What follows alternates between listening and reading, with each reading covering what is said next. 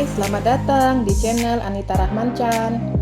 Dukung channelku ya dengan cara subscribe, like, comment, and share sebanyak-banyaknya ya. Satu lagi, bunyikan loncengnya agar kalian dapat update terbaru dari novelku. Terima kasih. Episode 74. Tanisa merasakan mual yang amat sangat. Dia tidak menginginkan makan apapun. Hal itu membuat Dimas khawatir. "Sayang, ayo makan," ujar Dimas. "Aku nggak selera," saut Tanisa sembari menggeser piring yang ada di depannya. "Kamu mau apa?" tanya suaminya. Berharap istrinya mau makan ketika keinginannya terwujud. "Aku mau kerupuk," sahutnya. "Kerupuk?" tanya Dimas lagi. Dan Tanisa menganggukkan kepalanya. "Gizinya mana kalau makan kerupuk?" tanya Dimas lagi. "Mana aku tahu gizinya apa? Aku bukan sekolah di ahli gizi," sautnya kekeh ingin makan kerupuk. Dimas melirik meja prasmanan berharap ada kerupuk di atas meja. "Sayang, kalau ganti telur boleh?" tanya suaminya mengantisipasi. "Nggak mau, aku maunya kerupuk udang, digoreng di atas api kecil dengan derajat di bawah 90 derajat, jelas Tanisa. "Pakai derajat segala," gerutu Dimas. "Mau anak ngeces?" tanya Tanisa lagi. "Sebentar ya." Dimas menuju meja prasmanan, tapi tidak ada stoples kerupuk. Dia menghampiri Aneska dan teman-temannya. "Nes," ujar Dimas sembari berdiri di samping Aneska. "Apa?" tanya Aneska sembari menatap temannya diikuti Tiara dan Tami. "Tanisa ngidam kerupuk," ujarnya. "Hah?" Tiara tertawa. "Orang kaya ngidamnya kerupuk," ejek Tiara. "Awas kalau kamu ngidam lebih parah dari Tanisa. Akan aku tertawai sampai 3 hari 3 malam, ujar Aneska dan kembali menatap Dimas. "Ya sudah, tanya ke pelayan," ujar Aneska. "Aku malu," saut Dimas. "Malu kenapa?" tanya Tami. "Kalau istri kamu ngidam minta cium pantat wajan, baru dikatakan malu," timpal Tiara. "Bukan itu, istriku minta kerupuk yang dimasak di bawah 90 derajat Celcius, ujar Dimas. "Waduh, parah banget," ujar semua temannya. "Nah, itu yang membuat aku bingung." Dimas melirik istrinya yang masih duduk di kursi makan, tidak jauh dari dia dan teman-temannya. "Tanisa nggak mau makan, dia hanya mau makan kerupuk udang dengan derajat memasaknya di bawah 90 derajat, jelas Dimas lagi. Aneska melirik Tanisa. "Kasihan juga kalau nggak makan." Aneska beranjak dari kursinya dan mencoba berbicara dengan chef. Dia mengutarakan apa yang diinginkan kakak iparnya. "Maaf, kami tidak ada kerupuk udang, yang ada kerupuk ikan," saut chef itu. "Bagaimana?" tanya Aneska ke Dimas. "Ya sudah, itu saja, daripada nggak makan istri dan anakku." Akhirnya chef memasak sesuai keinginan Tanisa. Tidak lupa Dimas mengingatkan sesuatu. Cara masak kerupuk itu dengan panas api di bawah 90 derajat. Agak aneh permintaan Tanisa, tapi chef itu mau memenuhi dengan menerka-nerka berapa kepanasan api pada saat menggoreng kerupuk. Dimas menunggu kerupuk itu di kursi bersama dengan istrinya. Tidak berapa lama pelayan datang menyajikan stoples kerupuk. Dengan cepat Tanisa membuka tutup toples dan mencicipi kerupuk itu. "Ini bukan kerupuk udang," ujar Tanisa menyingkirkan kerupuk itu. Dan pelayan datang dengan membawa satu piring dan meletakkan di depan Tanisa. "Sayang, itu memang bukan kerupuk udang, tapi kerupuk ikan, dan ini udangnya." Abel menyodorkan satu piring udang goreng mentega ke istrinya. Tanisa menolak untuk makan, tapi Dimas berhasil merayunya. "Makan ya, nanti malam aku akan puaskan kamu," bisiknya. Dan Tanisa langsung melahap semuanya. "Kalau toh begini, mending aku rayu dengan adikku," gumam Dimas dalam hati. Malam hari, semuanya telah selesai makan dan mengobrol di ruang tamu, tentunya dengan mencicipi aneka kue yang disiapkan pihak resort. Tami agak khawatir dengan minuman yang disajikan, takut ada obat kuat di dalamnya. Dr. Arif melirik istrinya memberi kode jika dia menunggu di kamar, tapi Tami terlalu lugu untuk mengerti hal itu. Dr. Arif telah menunggunya di kamar, sedangkan Tami masih mengobrol dengan yang lain. Jam 10 malam semuanya masuk ke kamar, begitupun Tami masuk ke kamar bareng Angela. Tami membaca pesan dari suaminya. "Mas tunggu dari tadi." Tami membalas pesan itu balik. "Ya jangan ditunggu," suaminya kembali membalas. "Mas tunggu sampai tengah malam dan pintu tidak terkunci.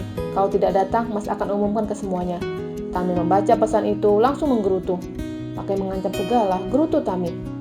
Dia mencoba melirik jam yang ada di ponselnya. Waktu telah menunjukkan jam 11 malam. Tami mulai beranjak, tapi dia melihat Angela sedang asik dengan ponselnya. "Kamu gak tidur?" tanya Tami. "Belum. Aku mau mengalahkan si langit," sahutnya yang sedang melakukan permainan dari ponsel. Tami kembali membaringkan tubuhnya sampai dia tertidur. Dr. Ari masih menunggu istrinya. "Yang benar saja, aku harus puasa lagi," gerutunya. Pagi buta dan Tami tersadar ketika ponselnya berdering. Dia melihat panggilan dari suaminya. "Ya," sahut Tami dan panggilan langsung diputuskan sepihak. Tami melirik Dr. Miranda dan Angela yang masih tertidur. Dia berjalan keluar kamar menuju kamar suaminya. Tami mengetuk pintu secara berulang, tapi tidak ada sahutan dari dalam. Dia membuka pintu kamar secara perlahan dan kaget ketika suaminya langsung menerkamnya. "Mas mau apa?" tanyanya kaget. Tanpa pikir panjang, Dr. Arif kembali menggeranyangi tubuh istrinya. "Mas, jangan," ujar Tami menolak. Tapi suami yang di depannya, suami yang telah meminum obat kuat. Dia sudah dipenuhi dengan gairah. Nafasnya terus memburu istrinya. Tami merasakan kenikmatan untuk kesekian kalinya.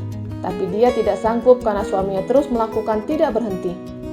Tami benar-benar terkapar dan ketika suaminya mulai tertidur, dia mencoba memikirkan sikap suaminya barusan. Dengan kaki gemetar, dia membongkar tas suaminya dan tidak menemukan apapun. Tami mencoba mencari sesuatu di saku celana suaminya. Dia terkejut ketika melihat ada obat kuat di situ.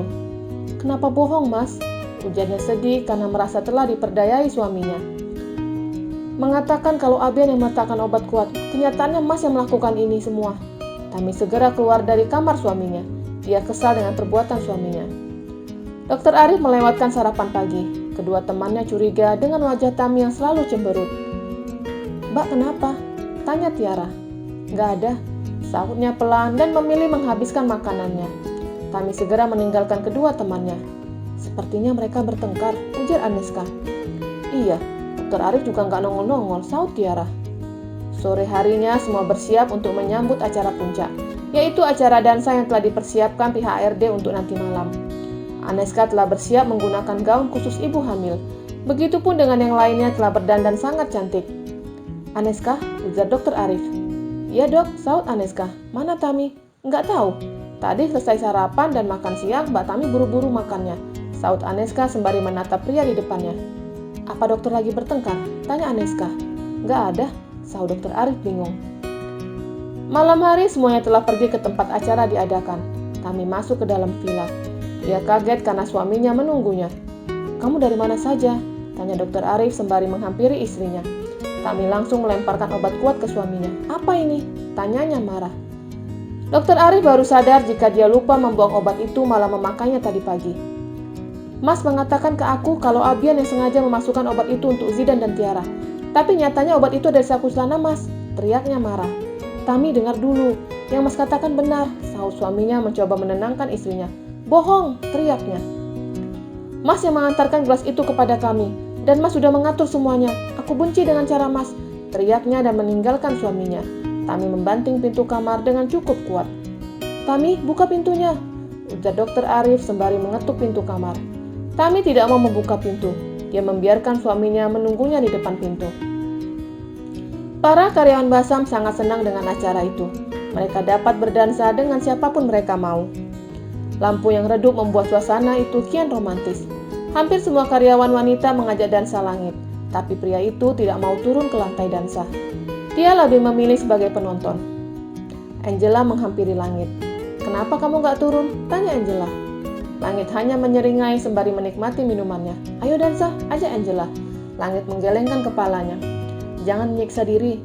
Ayo bersenang-senang, lupakan sejenak rutinitas kita." Angela menarik tangan Langit. Akhirnya pria itu mau turun ke lantai dansa.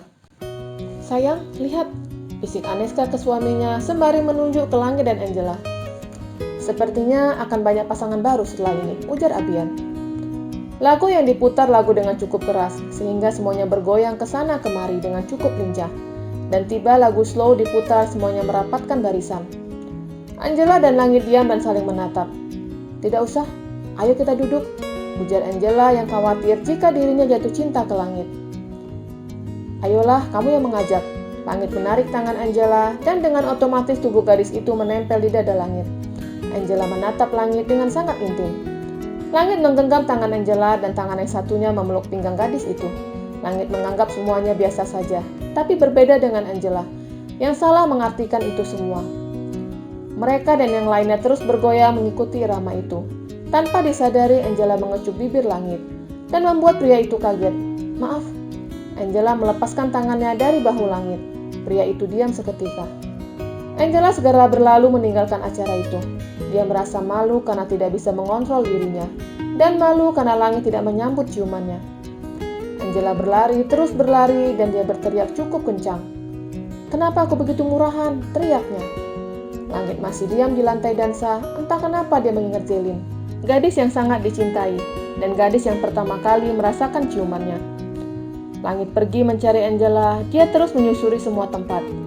Dan dia berhenti ketika melihat sosok Angela terus berteriak.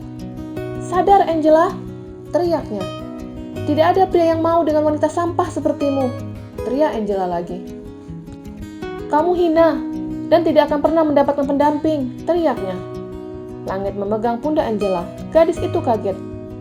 "Maafkan aku," ujar Langit pelan. Angela mengusap air matanya. Dia langsung mencium Langit. Bersambung.